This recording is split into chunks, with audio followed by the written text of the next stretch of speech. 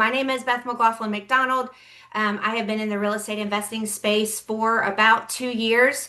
I started out as a private money lender and went into that with one requisite with that borrower, and all it was simply keep me in the loop, partner with me, and these funds are yours over and over and over again. Like, make my life easy. I'll make your life easy. Let's just build a relationship and do this rinse and repeat thing. Just keep me informed. And if you guys have ever been a private money lender before, you probably know that that didn't happen. I was actually in that deal for what should have been 90 to 120 days. I was in it for 13 months, and I had to beg and beg for updates. And I just thought that was really odd that someone who borrowed my money, and I trusted with my money to do the fix and flip that they were working on, it wouldn't be so difficult for me to just simply ask questions, and actually, get responses, much less them like stay ahead of it and just send me the information without me having to ask for updates. So I learned in that process, and then again with another lender, and again with another borrower, that it was just the same across the board, no matter what I asked for or begged for from a relationship standpoint or updating standpoint and processes and systems standpoint. It just never really, I guess, measured up to my expectations as a lender. And I just had kind of decided to start, like, take a step back and look at borrowers and look at lenders and see what that conversation was, to see if anybody else was experiencing what I was experiencing. So I saw some very successful repeat borrowers posting that they needed funds. And I'm like, gosh, she's done 13 fix and flips, but she's still having to ask strangers for money. Like, what's happening there? What do her systems look like? So I started reaching out to those who were more successful than me and just said, hey, I have 35 years of corporate America operations and systems and workflows. Like, tell me about yours. How are you scaling? How are you keeping people informed? How can I add value? And basically, what it came down to was borrowers are busy. They're working with GCs, good ones and bad ones. They are chasing down attorneys and accountants and subs and numbers and underwriters and transaction coordinators. They're doing all of these things, just treading water and not focusing on building the relationship with the people who brought the funds to the deal in the first place. So I was like, okay, well, then my experience really wasn't different than what any of these other borrowers are offering their lenders. So I started seeing lenders raise their hand also with the same kind of scenario, raising their hand saying, I have funds, who needs them, which of course, like, puts me in a little bit of a panic. And I started reaching out to those lenders saying, well, gosh, weren't you on a deal with so and so, or weren't you just funding another deal that closed? Why aren't you just refunding with them? And the story was the same. One person said she was in a deal for 6 months, never got one single update, and the day before maturity got one notification from her borrower that said, we're delayed. I need your funds for another 90 days. And I was like, wait, what? Like, you never heard from your borrower for 6 months, and the day before maturity, you find out there were problems and you don't get your money back? And that creates a problem as a lender, because you think if you're not getting told anything that would be off, that it's not on schedule, then you may be having conversations with other people who need your funds as well. And we all understand this is real estate. Things don't always happen like clockwork. So promising your funds to somebody else on a certain day is a little dicey, because you just never know. But when a borrower is not communicating that they're really running behind, that they had major issues, or properties are not flipping like they used to and selling in 45 or 60 days instead of 15 or 20, like, those are conversations that should be happening throughout the entire process, so that lenders are never blindsided by, yes, we're at maturity, but we need more time. That should be a conversation that's a part of, 30-day updates, 60-day updates throughout the process. So what I started asking lenders as well was, would you find value in knowing that the borrowers that you were working with were committing to updates twice a month on the 1st and the 15th? And making sure that your interest payments were paid on time? Would you find value in someone who was in between you, your full-time job, your kids at home, their athletic events, and all those things, and the borrower, so you're not spending all of your time chasing them, that someone else is trying to do, not really gatekeeping, but somebody's trying to help you in that process, and simplify that process, and at the same time hold the borrower accountable. And again, borrowers are busy, so the last thing they need is, if they've got four, five, six lenders all in an LLC, lenders on one project, having every single one of them texting them individually saying, do you have updates? Do you have updates? What color's the paint on the walls? Hey, where'd you buy that toilet? Like all those things, like bombarding them.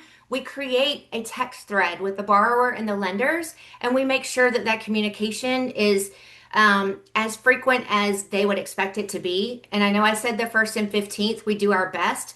And if something crazy happens, the expectation is that's communicated immediately. Even when there's good news, like communicate that immediately as well. But there needs to be a consistent 1st and 15th of the month updates. And then, throw in a Zoom with everybody, a live Zoom of the property, doing a walkthrough and those types of things. But make sure that your women are connecting with you and they're learning while they're earning. And then creating those partnerships to, again, rinse and repeat. And that's kind of my story a little bit. Caroline and I have been working together for a little over a year and a half, raising capital together. She has really just kind of taken transaction coordinating also on top of that and run with it. So she is making sure that the deals are underwritten thoroughly with incredible exit strategies. And if there aren't exit strategies that the borrower understands and can actually implement, then most likely it's probably not a deal. And, she passes on it, I pass on it, that type of thing. But at the same time, it's a learning opportunity for everyone, both the borrower and the lenders. And Caroline and I are learning a lot along the way too. So as different things happen in different deals, we're like, what could we do differently on our end that would improve that process for the borrower, for the lender, for everyone involved? So it's been evolving for quite some time over the past year. And I am super excited to say within hopefully the next 30 days, don't quote me on that because I've said it before, but I will have a new website with a CRM as well as a portal that will have a borrower and lender login and background behind the website that will actually track all the things from acquisition to exit. So it'll include, in this situation, Colleen as a borrower. It'll have a little bit of her profile. It'll have information about one or two deals that she may be looking for capital for. And then if you're a lender, you'll have a little bit of a profile and you'll be able to look at different deals, what their strategies are, what their exits are. If it's a 6-month deal, 12-month deal, 24-month deal, like those types of things, and you literally will be able to say, I'm in for 50K. And then once we close that deal, you'll have information readily available to you with all of the documents, all of the images, all of the videos, all of the communication will be inside the portal. So it's never going to be, gosh, where did they send the mortgage deed of trust? Is it in my email? Was it in the text thread? Is it in my junk mail? Everything will be in the portal that has anything to do with that specific project that you've loaned on, and then same thing for the borrower for their project. So they'll have access to all of the paperwork and all the information they need, communication for interest payments and that type of thing. So super excited about that. So again, it's just another layer. Caroline and I will be having a conversation about something and we're like, oh, we need that in our SOP. We need that in our standard operating procedures. We have to include that. We need to hold them accountable. We need to hold ourselves accountable. So all of those things will be in there as well. For the borrower, LLC, their operating, not operating statements, but their operating agreements, their standard operating procedure, if they're a partnership, all those things in one place. So I'm super excited about that. And the deal decks. The deal decks will be there too, and any other communication or supporting documentation for that deal prior to funding, after funding. These types of recordings, there'll be a link to these so that they're specific to the deals. So everything, again, will be all under one umbrella.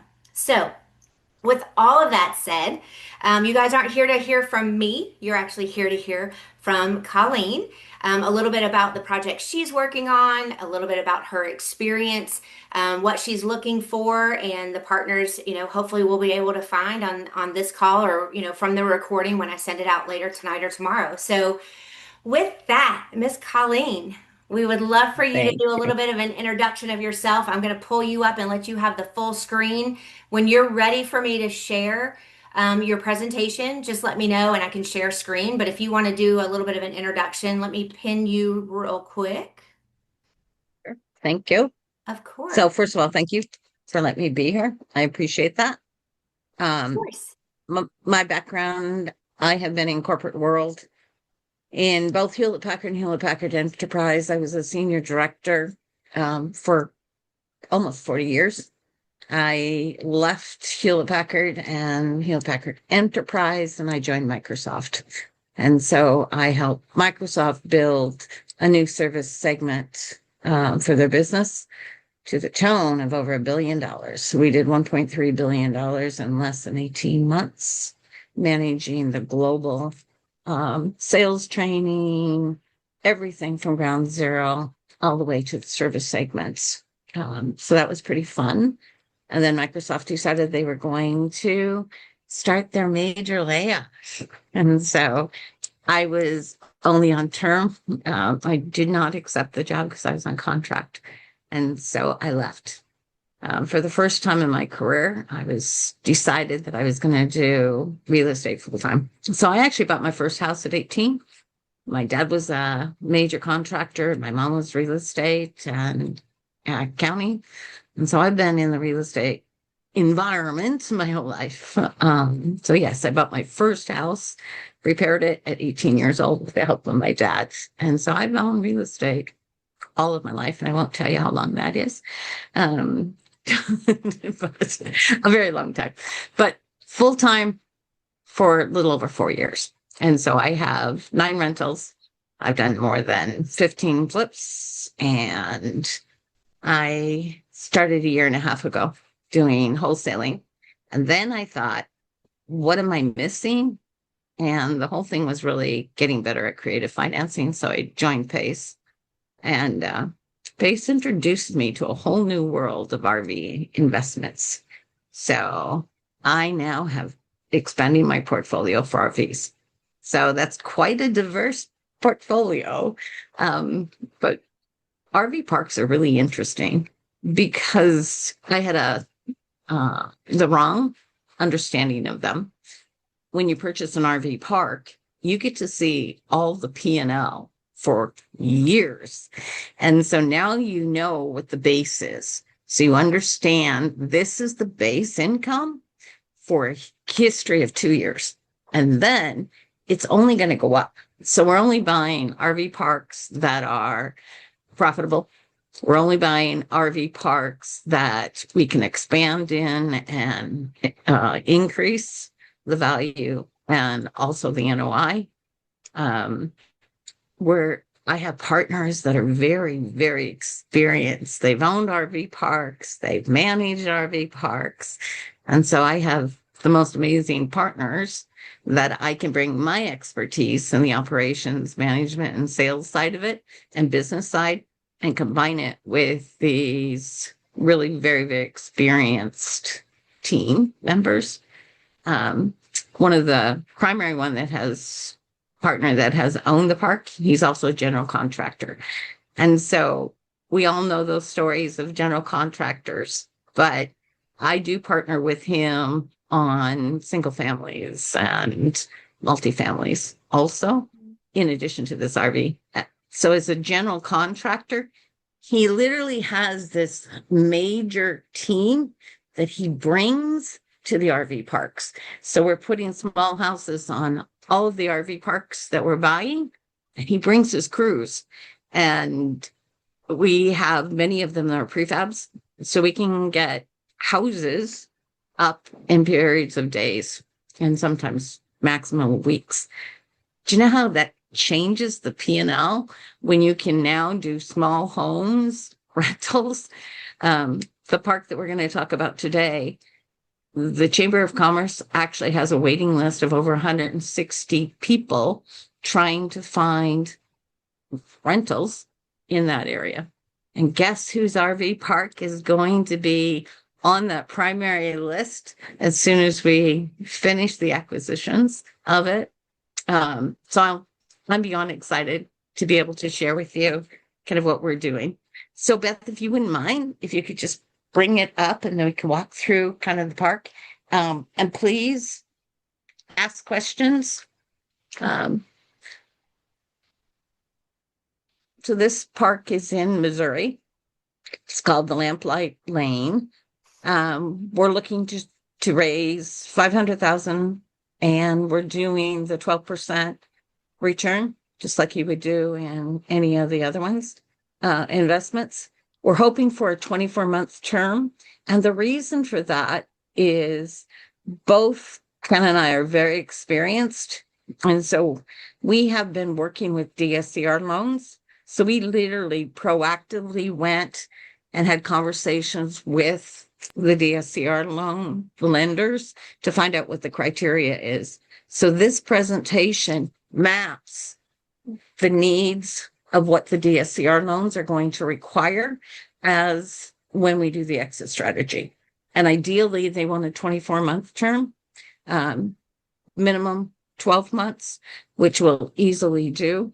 Plus, we've got 2 years prior to our purchase, which makes that DSCR loan process less taxing. Don't necessarily have to give our right kidney and our firstborn. Some of those things we're hoping will be much more, well, they will be easier because we will all have already pre-built them into our strategies.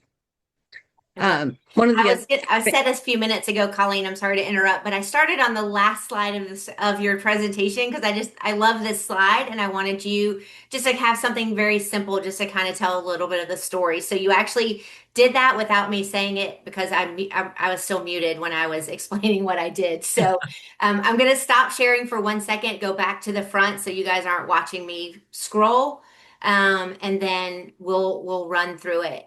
And we can go as high level or as deep as you like. If people have to jump off, they jump off. And again, we're recording the whole thing, so we'll send it all out. But let me go back to your first page. And I think some of this you've covered, but if you want to touch on anything else, and when you're ready for me to change to the next slide, just say next slide, and I'll do that for you. Thank you. So currently, this is a seasonal park. It's currently running at a consistent 52K a year. As a seasonal, that's pretty incredible. That's and that's paying the current owners too. So that means that the current owners are being paid. Plus, there's a 3-bedroom, 2-bath house that lives on this site. So they're getting free rent too, in addition to that. So our operations team will live in the house as part of the benefit package, pay about $500 a month as part of that. And then we'll do just a supplemental operations cost. You can turn it to the next one. So originally we're looking at 500. I already have half of that committed, 12% return. We pay the interest on a quarterly basis just because we have a lot of activity that's going on. So we found that quarterly payments work out better. And then our exit strategy is really to refinance, capitalize out DSCR loans. Depending on the value, we may sell. But it's right now our number one strategy is really to hold it and do a DSCR loan and come out. One of the things my team, again, having been a PML myself and entering into the RV park entry is a whole new, bigger world. It's purchasing a major business, much more significant than purchasing, say, investing in a house. So the entry and the level of experience is really critical for success. So there's so many that wanted to enter in that we're offering equity. So we will offer the 2% at when we exit, or we would offer 1.5% equity in the business. So part of the profitability, you would get ongoing 1.5% of the profitability on the ongoing, and then with the potential of being bought out, which is unique. So that means free money, totally free. We pay you back, we give you interest, and then you get to own a percentage of the park and the profitabilities from it with ongoing as long as we own the park or until we buy you out, which is pretty unique and I think it's pretty exciting. Okay, Beth, you can do the next one for me if you don't mind, please. So we have a value-added plans. You'll see that I'm always really very, very conservative when we're planning. This right now is, again, seasonal, so it's typically a 45% occupancy rate. Target is at 60%. So what I didn't mention is my background. I have degrees in engineering, computer science, and I have a master's in marketing and an MBA. So I have done a lot of the cores in order to really build businesses over all of my adult life. Believe it or not, RV parks don't really do a lot of marketing. They're typically older owners. And so this park isn't really, it's on Route 66 and it's not advertised. And this is the anniversary of Route 66. And you're not seeing any advertisement on it. So you can imagine what my brain has been doing these last few weeks about one of my first campaigns that I'm launching. And again, we're going to drop tiny homes on 4 to start with. And these will instantly bring, again, Chamber of Commerce is helping to bring us the notifications. And by the way, it's near a major training camp for the military. So there's always huge demands. They're being called daily to see if they have any small homes that they could rent. So again, we're going to address a big need almost immediately within the first couple of weeks. So the plan, and we found a Amish bit close to this that sells cabins, and they're willing to do a rental to buy agreement. So we may even change that strategy because they can drop they can drop these beautiful cabins on site almost immediately. We could be up and available within weeks, which is very exciting for us. These are the estimates of the monthly rates, which you'll see for rentals is pretty low. We even have a list of registered nurses that are looking for the potential to live in tiny homes in that area. You How can many go, people can stay in, if you're doing the 4 glamping cabins, is it just a one person occupancy? well, You could get a couple 2. of you could, yeah. But it's interesting.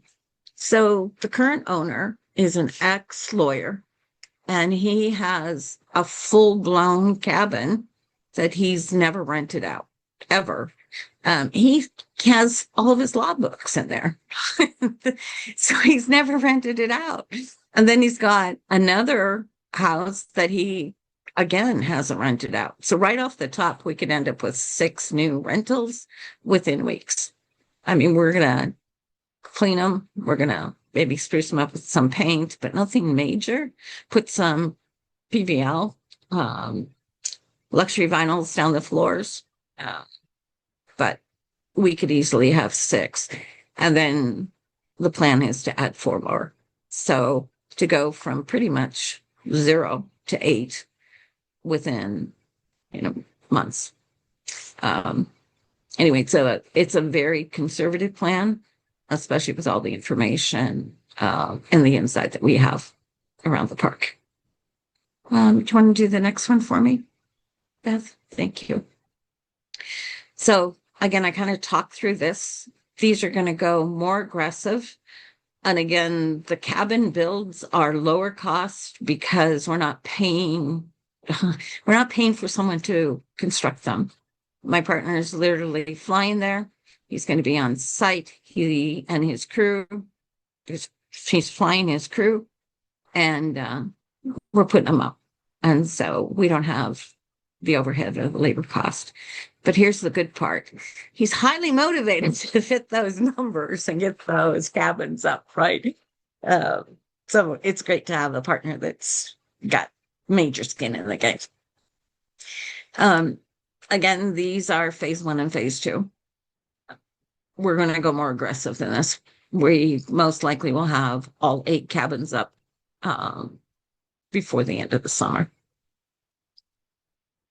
Do you want to move to the next one, Beth? Sure. Does anybody have any questions so far? I know Colleen's been doing a lot of talking, so if anybody has anything, if they take notes or whatever, we can come back to them later. I don't see anything in the chat yet, so if anybody has any questions, feel free to interrupt, raise your hand, whatever's the easiest thing for you. So this is really our plan. This is why we feel comfortable that we will be fully stabilized in a year. And more than that, look at what the current revenue is at 52,000. Keep in mind that's seasonal. Keep in mind that's no marketing. Keep in mind that they're not even renting out or have income from the major house or the 2 other units that he's storing his books in. So being able to go from 42K up to 155K in less than a year is very conservative, to be honest with you. And we'll have cabins up and running, and then we just put in a stabilization because, again, we'll increase the marketing.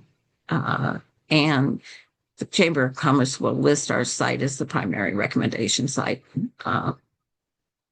Anyway, I'm very, very excited about what this really has. Any questions? No. Okay, Beth, you want to take you to the next one? So this is just another view of kind of the same slide that I did before, but I thought I'd put it into a different look and feel because you can see that the primary growth is really going to come from the glamping cabins, which is why we're doing that huge growth and focus right from the beginning. Kenny will actually be on site on Saturday of this week. He's ready. And something that's interesting, because it's in the rural area, we don't have to go through any of the pre-approved permits. So we don't have the permits that we have to go through. We have to go through an inspection, but we don't have to meet the permit segments that would cause us delays. Next slide. So occupancy, again, we're breaking it down by the 60%. The RV nightly, that would be about 900 a month estimated.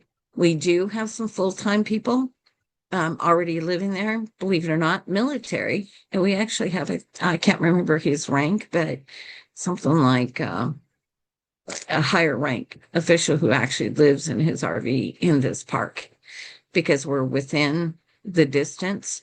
So you have to live within a distance of any of the military bases.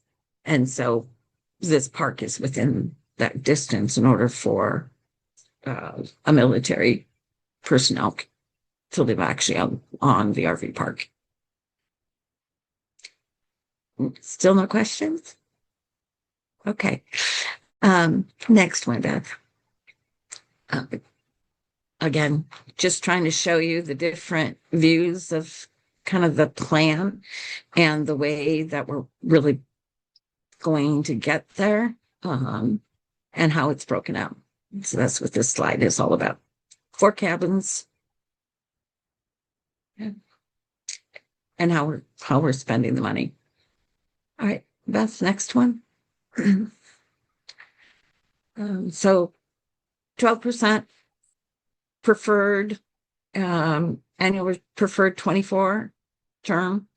The original overall capital is 500K, and we talked about equity, um, which is part of the additional upside. And that's, I just want to jump in really quick too, because that's something that we don't see very often, if at all. So, if anybody has a question about this, like I would love to hear like what we might not be covering very well here or what it means. But quite honestly, like Colleen said, it's once you get your principal back, this is money you're still going to be making off of your original investment after you get your principal. So you're going to be earning this equity for the life of Colleen and her partners owning this RV park until they sell it or they buy you out. So, I played with some numbers. I don't want to get super specific. I know that there's an option at the end of the term that they could just take 2 points and walk away. Yeah. But based on your numbers, if they take 1 year at the 1.5%, it's actually more than the 2 points. So just based on some numbers. So I'm not going to go into anything super specific, but that's just year one. So if Colleen and her partners keep this RV park for 10 years, you just multiplied your that return times 10 and they're going to continue growing and continue that 1% is going to be more and more year over year. And literally in year one, you're already paid back the 2 points that you could take and walk away from. So I just want to emphasize that because again, I mean, Caroline and I've talked about this several times. That is so different than anything we've ever done. So thank you for understanding the importance of that, Colleen, since you said that you have been a private money lender and you understand that side of it as well. I just think that's amazing. And if I didn't have funds tied up in other people's projects right now, it'd be hard to say no to this one for sure. Well, that was exactly it. I've done 10 PMLs. And so I've had the life experience of the good, the bad, and the really ugly. But I want partners that invest it and then stay with us, and invest again and get some more equity on the next one.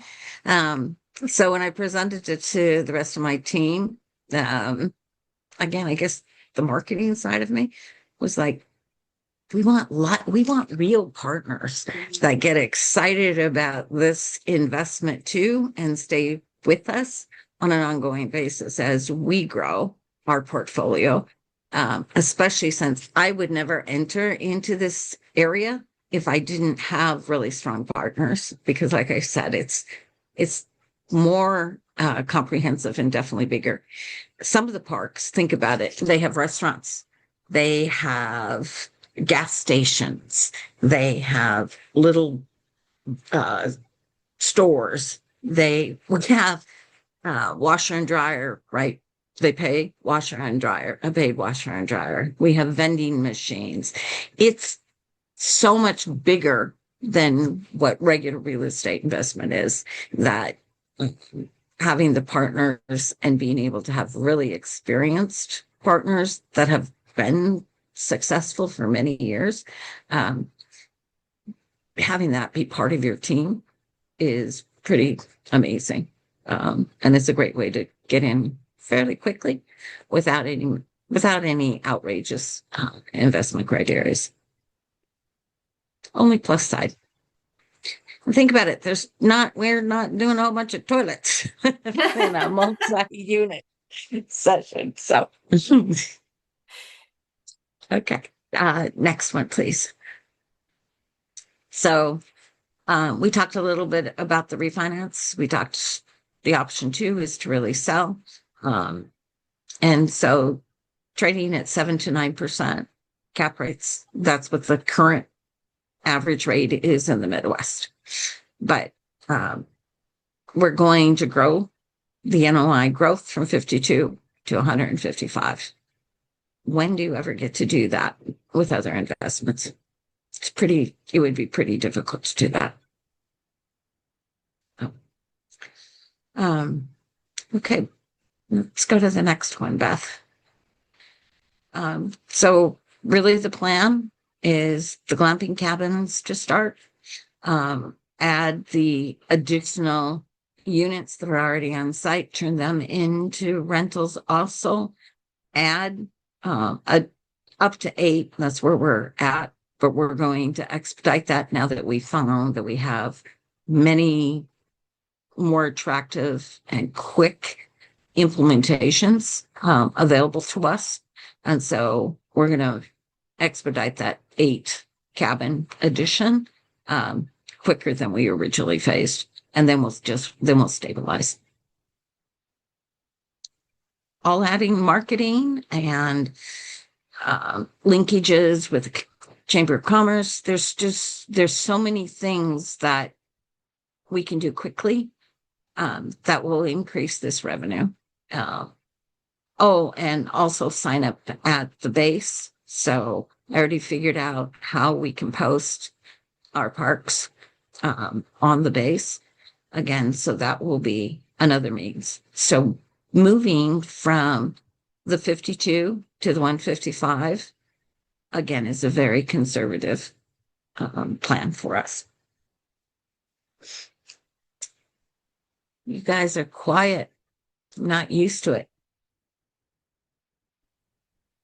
I have a question, and it may seem random because it's not related to the presentation at all. But what does your infrastructure look like as far as water and sewer? Is that provided by city, or is that provided on site through? It's a combination, actually. Okay. So we've already had that inspected, but there is water, and even the sites for these cabins, they're the utility poles are there. We've even got the electrician completely lined up to do the expansion from the electricity poles to the individual cabins. So we have water on site, we have electricity on site, and we already have the plumbing already laid out. We do have the current owner closed up the public showers. So one of the first things we'll do is we'll open that up too. So they have both public showers and the washer and dryer access. I think we have 2 washers and 2 dryers that are on site with a brand new, he built a brand new facility for it, and then he decided to sell. So all of that core infrastructure is in site. You should also know we've already done the inspections, so we know exactly what needs to be done, and they're minor right now. So we have a full inspection list that we already paid for as part of our due diligence before we signed and presented it to you guys. Just making sure. Yeah. I have been part of an RV park before who had a DEQ violation for their sewer. Okay. So, and that was Nightmare. expensive. Yes. Yeah. Nightmare. Well, Kim and I talked about that. We're like, we don't want surprises. So it's like having the inspection before you buy a house. We decided that it was just going to be part of our process and our business plans is to do that full inspection and walkthrough. So he's actually been to this site 10 times. Oh, wow.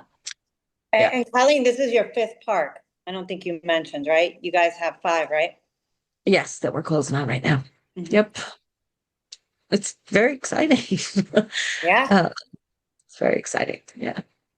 Many of them are sub 2s, which is kind of an interesting scenario. But no. Any other question? I mean, I think Any you covered feedback? everything. Yeah. Any feedback for me? I love it. I know Caroline and I both are just like, we want in. Yeah. I had put together. I was thinking the same thing too. My funds are in Tied up. Carolyn's. Yeah. I mean, I was looking at your presentation, and I'm just like, dang, if I had the money, if it wasn't tied up.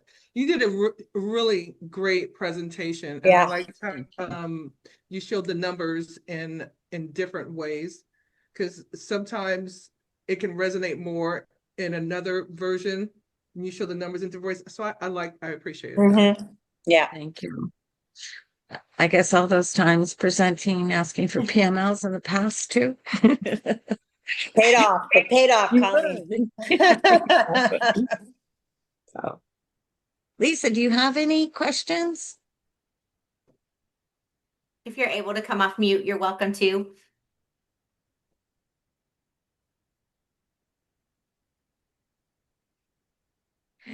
Carolee, anything else that you had that you wanted to cover? No, not at this time. I just wanted to make sure we had our sewage covered for growth. And inspected, yes. That's awesome.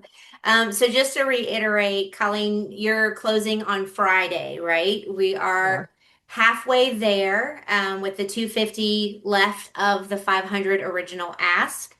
I think we've covered the terms pretty thoroughly as far as, interest and how you pay and when you pay and things like that. So if there aren't any more questions, we can certainly wrap up early. Again, this has been recorded, so I'll be sending it out to the email list. And if anybody has questions, either get back with the person who invited you. I feel like I'm doing a network marketing pitch. Get back with the person who invited you.